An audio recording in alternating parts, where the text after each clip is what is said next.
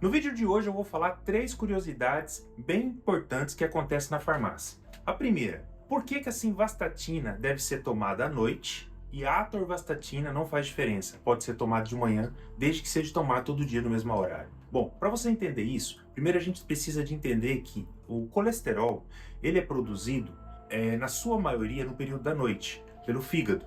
E a simvastatina tem uma meia vida de eliminação de 6 horas. Significa o quê? Depois que você tomar esse comprimido, 6 horas depois, metade desse comprimido já foi eliminado do seu corpo.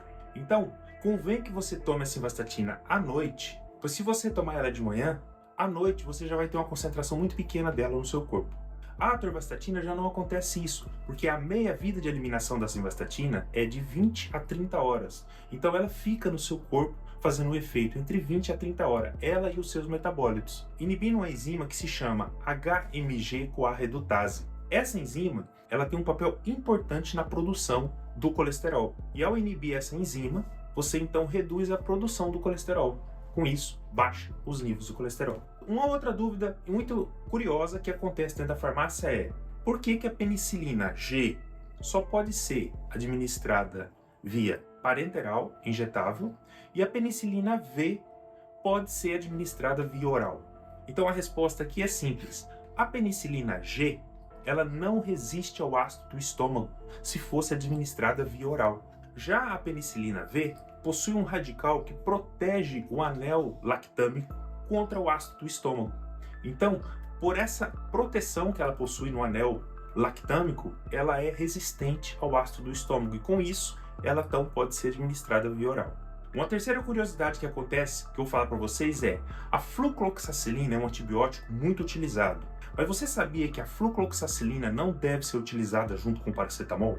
E por que ela não deve ser utilizada? Porque a combinação da flucloxacilina com o paracetamol pode provocar uma coisa que chama acidose metabólica, que é a quantidade de ácido no seu corpo não é excretada pelos rins.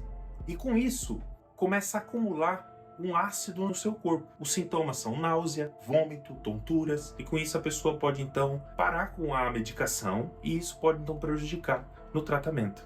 Uma outra curiosidade em relação à simvastatina é que existem alguns medicamentos que não devem ser utilizados junto com ela.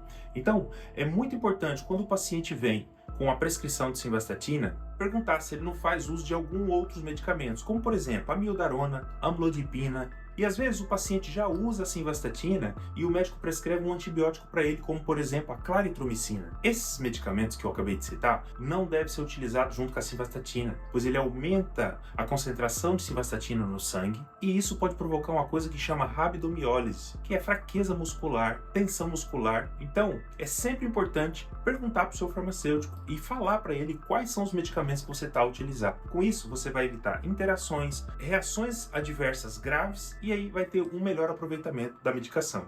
Agora me responde aí no comentário se você sabia dessas interações e dessas dicas do vídeo de hoje.